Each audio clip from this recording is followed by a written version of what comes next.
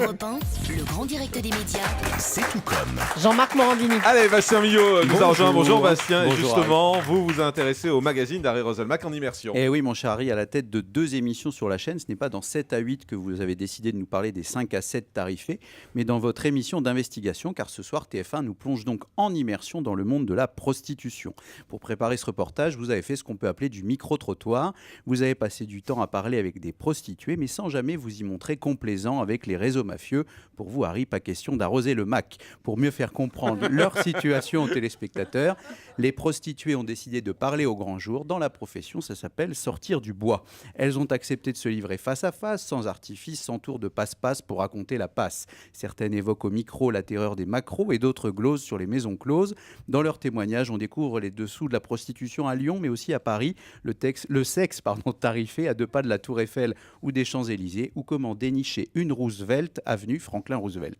Vous avez mis bout à bout les témoignages chantent à bout de filles, parfois à bout. Elles y dévoilent un peu les habitudes de leurs clients fidèles ou infidèles, des marionnettes qui fréquentent leurs camionnettes. Elles rient au nez de leurs abonnés, capables de dépenser plusieurs briques pour quelques instants lubriques. Par exemple, ceux qui, après s'être échappés du travail, déboulent au bois de Boulogne. Dans le jargon, on appelle ça faire métro, Boulogne, dodo. Vous avez été aussi, Harry, enquêté à Genève pour savoir si pour les Suisses, c'est le panard de pouvoir aller au lupanar, pratiquer la luxure en lieu sûr, car là-bas, les maisons closes ont pignon sur rue, voire même pognon sur rue. Et en fait, Bastien, la spécialité de ce magazine, c'est de s'intéresser à ceux qu'on n'entend jamais. Bah oui, en immersion nous permet de découvrir des milieux habituellement fermés. Parmi les sujets déjà traités, les soldats en Afghanistan, les SDF, et vous êtes aussi allé récemment à la rencontre des agriculteurs qui souffrent et auparavant des fondamentalistes musulmans. D'ailleurs, les mauvaises langues disent que traiter les 2 sujets dans cet ordre-là, c'était un peu mettre la charia avant les bœufs. Vous avez balayé d'autres sujets de société avec aisance, passant de la délinquance à la prostitution, du monde des cagoules à celui des cagoles. Dans votre première émission qui avait beaucoup fait parler, vous suiviez ceux qui grandissent dans des tours HLM, vous qui avez grandi à Tours. Votre reportage avait le mérite de montrer, au-delà des clichés sur Clichy et des images d'Épinal sur Épinay, que derrière les murs de la cité se cachent souvent des murs de lassitude.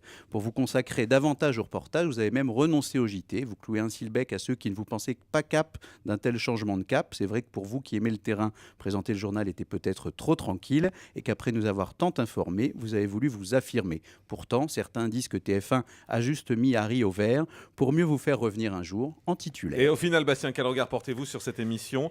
Eh bien, cher Harry, grâce à votre contact humain et un concept clé en main, vous avez montré que vous étiez capable de faire parler les autres et pas seulement de faire parler de vous. Au fil de vos reportages, recueillir les confessions est devenu votre profession et vous nous faites habilement découvrir ce qu'on ne voit pas de l'extérieur. On compte donc sur vous pour nous décrypter encore longtemps les arcanes, Harry. Merci beaucoup.